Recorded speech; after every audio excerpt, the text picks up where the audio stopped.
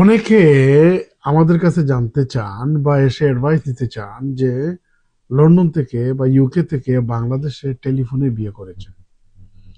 দেখেন, টেলিফোনে বিয়ে ব্রিটিশ আইনে অ্যাকসেপ্টেবল নয়।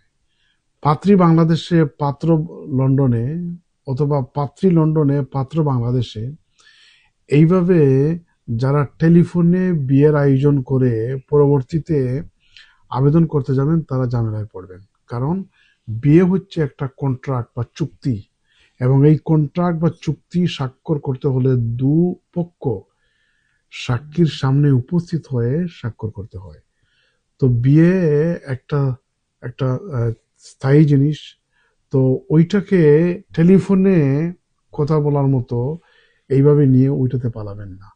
এবং আমাদের অভিজ্ঞতার আলোকে আমরা দেখেছি, এইভাবে টেলিফোনের উপর ভিত্তি করে বিয়ের মাধ্যমে আবেদন করলে পরবর্তীতে অ্যাপ্লিকেশন সাকসেসফুল হয় নাই, এবং পরবর্তীতে আপিল করলেও আপিলও সাকসেসফুল হয় নাই।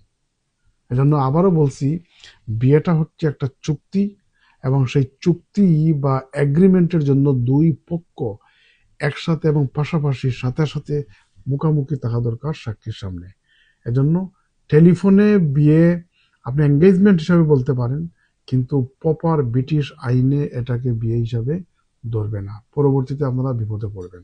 সুতরাং বিয়ে যদি করতে হয় বা বিয়ে দিতে হয়, তাহলে আপনি বাংলাদেশে ভিজিটে যাবেন, সেখানে গিয়ে বিয়ে করবেন, অথবা বিয়ে করার জন্য ফিয়ান্সি হিসাবে আনার চেষ্টা করতে পারেন, এনে এখানে বিয়ে করতে পারেন।